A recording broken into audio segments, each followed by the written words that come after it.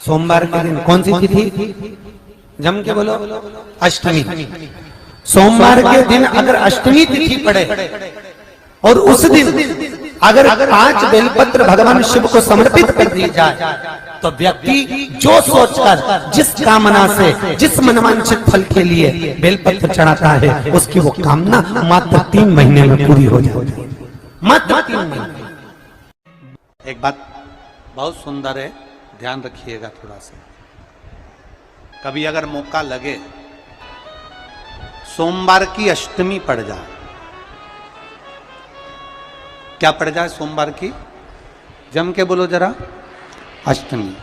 या तो सोमवार की अष्टमी पड़ जाए, या हर महीने शिवरात्रि आती है, हर महीने आती है, या तो सोमवार की अष्टमी पड़ जाए या फिर सोमवार की शिवरात्रि पड़ जाए, हर महीने आती है।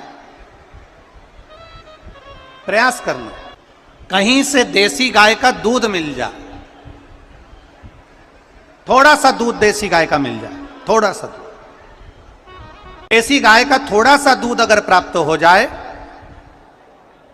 बेलपत्री के पत्ते से दूध कटोरी में लेकर, मात्र बेलपत्री के पत्रे से एक एक बूंद अगर दूध, आप एक बूंद अगर ज्यादा ना मिला हो, 1 चम्मच भी अगर आपको दूध देसी गाय का मिल गया हो, और सोमवार की अष्टमी पड़ जाए या सोमवार की, जम के बोलो, शिवरात्रि पड़ जाए, उसमें केवल अगर देसी गाय का दूध मिल जाए, जर्सी गाय का नहीं हो, देसी गाय का अगर दूध मिल जाए, बेलपत्री के पत्ते से, तुम्हारे घर के अंदर अगर शिवलिंग है या मंदिर में शिवलिंग है या तुम्हारे नजदीक में कोई शिवलिंग है, उस पर बूंद बूंद, एक एक बूंद अगर शिवलिंग पर दूध समर्पित कर रहे हो, श्री शिवाय नमस्तुभ्यम, नमः शिवाय, या षडाक्षर मंत्र ओम नमः शिवाय, या 33 अक्षर का मंत्र महामृत्युंजय मंत्र, इसका स्मरण कर कर शिव जी पर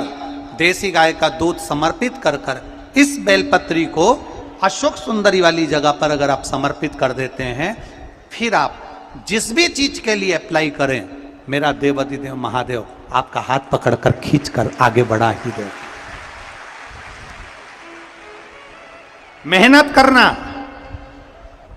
कर्म पूरा करना, पढ़ाई अच्छी करना, और पढ़ाई के साथ में विद्या अध्ययन करने के साथ में अच्छी मेहनत के साथ में देसी गाय का दूध भगवान शंकर को समर्पित करना, भगवान शंकर को समर्पित करना, देसी गाय का दूध धीरे धीरे धीरे धीरे समर्पित करना, भावों के साथ आप समर्पित करें। देसी गाय का दूध एक एक बूंद समर्पित करिए, धीरे धीरे समर्पित करो। और देसी गाय का दूध जब धीरे धीरे समर्पित करें, बड़े रास्ते से, आनंद से धीरे धीरे जब आप समर्पित करेंगे, बेलपत्री वही दूध में सनी हुई बेलपत्र अशोक सुंदरी वाली जगह पर, उस समय पर डंडी का भाग शिवलिंग की ओर नहीं होना चाहिए, उस समय पर डंडी का भाग जहां से पानी बहकर जाता है अशोक सुंदरी की ओर से, वहां पर होना चाहिए। कार्य में सफलता मिलती ही है। शिव तत्व को धारण करें। सोमवार की अष्टमी का मतलब आपको इंदौर की कथा में बताया था, जिस दिन शंकर और पार्वती के मिलन का दिवस हो, और केवल एक माता पार्वती के अकेले मिलन का नहीं, 64 योगनिया तक भगवान शंकर से मिलने के लिए आती है।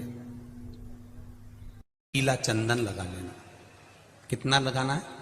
बीच वाला जो पत्ता है उस पर पीला चंदन। जब आपको लगे कि मेरा जीवन बहुत कष्टमय है, अब ये रोग, अब ये कष्ट दूर ही नहीं हो रहा, अब ये आए दिन तकलीफ पर तकलीफ बढ़ती जा रही है, आए दिन रोग, बीमारी, पैसा घर में बच नहीं रहा, बहुत कष्टमय जीवन है, इसमें लगाओ पीला चंदन बेलपत्री की बीज पत्ती पर। महाराज, और बीज पत्ती पर जब चंदन लग जाए, लगने के बाद में ये दोनों पत्ती पर लाल चंदन लगा लीजिए।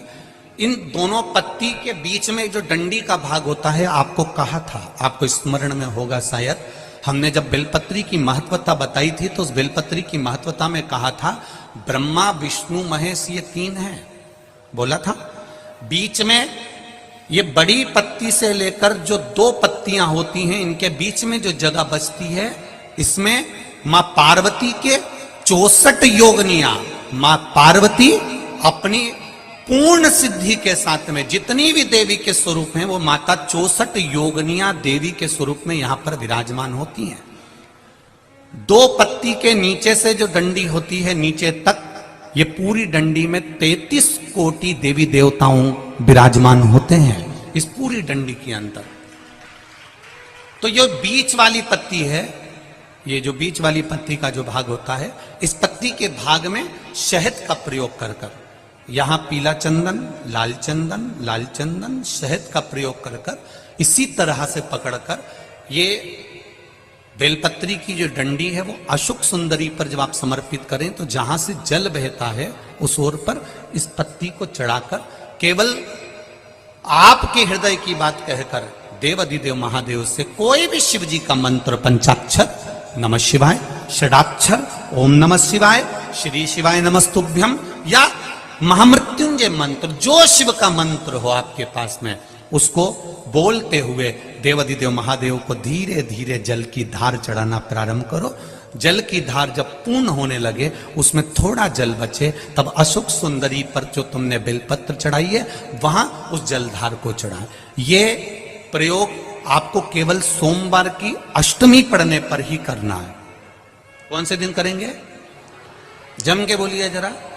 सोमवार की अष्टमी पढ़ने पर यह प्रयोग करें और जल चढ़ाकर बाबा से विनती कर कर उसी बेलपत्र को वापस उठाकर कहीं जलाशय में या किसी पेड़ के नीचे विसर्जन कर दें और 1 लोटा जल वहां भी चढ़ा दें। बस निवेदन कर कर आ जाइए, मेरा बाबा 3 माह के अंदर हाथ जरूर पकड़ेगा और आपको दलदल से बाहर निकाल देगा। बात और आपसे कहेंगे, उतारिएगा।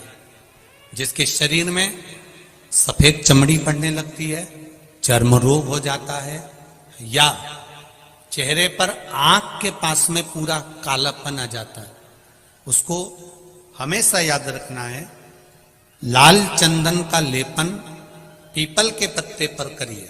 काय पर करना है? पीपल के पत्ते पर लाल चंदन का लेपन करिए। लेपन कर कर सोमवार की अष्टमी के दिन उसको लेपन कर कर वापिस निकाल कर शंकर भगवान पर उसका धीरे धीरे त्रिपुंड बनाकर लेपन करना प्रारंभ करिए। जब आप त्रिपुंड बनाकर लेपन करना प्रारंभ करें, उसके बाद उस चंदन को जो सोमवार की अष्टमी है तब निकाल कर लिया है और निकाल कर लाकर उसको डब्बी में रख लें। उस चंदन का प्रयोग चर्म रोग के स्थान पर थोड़ी थोड़ी मात्रा में करना प्रारंभ करें पानी के साथ मिलाकर, परंतु उस चंदन को केवल 6 से 7 दिन में प्रयोग करिएगा, ज्यादा नहीं। धीरे धीरे चमड़ी, परंतु उसको सोमवार की अष्टमी के दिन सिद्ध कर कर बनाना है, उसको सोमवार की अष्टमी के दिन चढ़ाना है। श्री शिवाय नमस्तुभ्यम या ओम नमः शिवाय या पंचाक्षर मंत्र या महामृत्युंजय मंत्र, जो आपको आता हो, शिव जी का जो नाम आपको याद हो उसको बोलकर चढ़ा, उसको लिया, फिर उसको अपने शरीर पर लगाना प्रारंभ करो। उसका फल आपको 15 दिन के अंदर धीरे धीरे धीरे धीरे प्राप्त होना प्रारंभ हो। लाल चंदन का प्रयोग शिव जी के लिए अवश्य। सोमवार के अष्टमी के दिन अशोक सुंदरी वाली जगह, सबको मालूम है ना अशोक सुंदरी की जगह, अशोक सुंदरी वाली जगह पर 7 हल्दी की बिंदी रख दी जाए। लड़का लड़की जिसका विवाह नहीं हुआ उसका हाथ रख दिया जाए और वही हाथ के छापे पीपल के वृक्ष पर 5 लगा दिए जाएं। महाराज 3 महीने में उसका विवाह पक्का हो जाता है। सोमवार की अष्टमी का इतना भाव है महाराज, सहज नहीं है सोमवार की अष्टमी। शिव और आद्य शक्ति का मिलन है।